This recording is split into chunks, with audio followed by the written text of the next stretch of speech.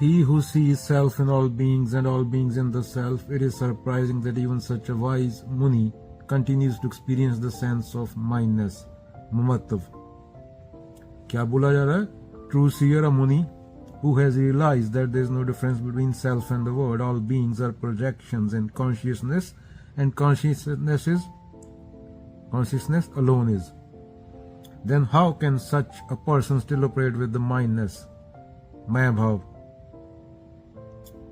So, verse is not attacking the sage, it is attacking us who talk about oneness, who intellectually understand Advait, non-duality, but still cling to attachment. अभी मैं बोल रहा हूँ ना जैसे सिर्फ किताबी ज्ञान, प्रैक्टिकलिटी में मैं चेंज नहीं हुआ, तो मेरे जैसे फुद्दू लोगों की बात हो रही है। थ्योरी का कोई फायदा नहीं जब तक प्रैक्टिकल में चीज ना उतरे।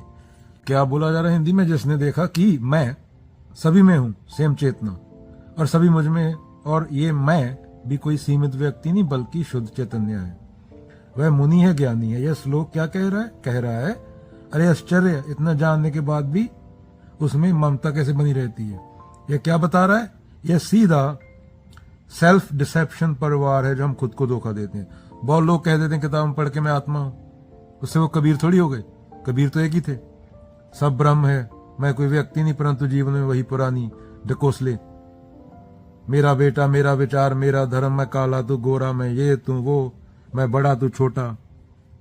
जब मौत के होते हुए भी इतना अहंकार है, अगर आदमी अमर होता तो फिर आदमी यहाँ पे सड़कों पे टक्करे मारता एक दूसरे को, तो व्यंग करता है। ऐसा मुनि, ऐसा ज्ञानी फिर भी मेरा और तेरा में उलझा है, आश्चर्य है। तुम कहते हो कि तुम सब में हो, तो फिर एक विशेष व्यक्ति के जाने से तुम्हें इतना दुख क्यों होता है?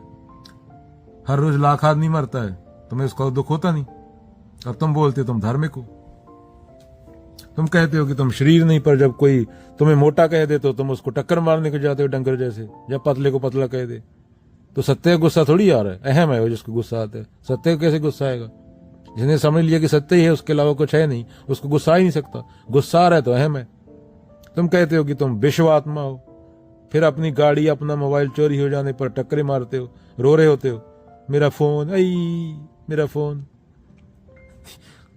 तो तुम धार्मिक नहीं हो, बस तुम्हें लग रहा है कि तुम धार्मिक हो, तुम एक्चुअली पैदा नहीं हुए, तुम डंगर हो।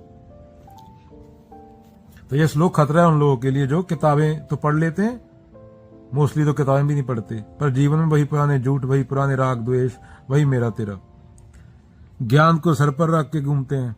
पोथी पढ़ पढ़ जगमुआ पंडित बयाना, कोई कबीर साहब बोलते हैं, 2.5 अक्षर प्रेम के पढ़े सो पंडित हुए। पर जब चोट लगती है तो मैं बोलता है आई चोट लगी, जब कुछ छिनता है तो मेरा चलाता है, जब कुछ पावे तब गर्व करते हैं, माया गभी गई तब रोवन लगता है, माटी का पुतरा कैसे नचते है, भगत रविदास। तो जो असली होता है वो उसको फर्क नहीं पड़ता। तो क्या निष्कर्ष है इसका? मुक्ति सिर्फ जानकारी से नहीं होती, दिशा बदलने से होती है। जो अंदर बैठा है वो जो समस्या की जड़ है उसको खत्म होना होगा, और वो खत्म होगा खुद को जान के। तुम कहो मैं सब में हूं, पर फिर भी एक रिश्ते में बंधे हो, तो वही तुम्हारा रिश्तेदारी, वही तुम्हारी गुलामी है। जब तक मेरा बाकी है तब तक तुम सत्य से बहुत दूर हो, ना तुम धार्मिक हो ना तुम कुछ हो। तुम तो भगवान को ही बोलते मेरा भगवान, उसका मेरा बड़ा, उसका छोटा। भगवान में ही बॉक्सिंग मैच करा देते हो। ब्रह्मा विष्णु लड़ रहे हैं दोनों, गुस्सों में मार रहे हैं एक दूसरे को, एक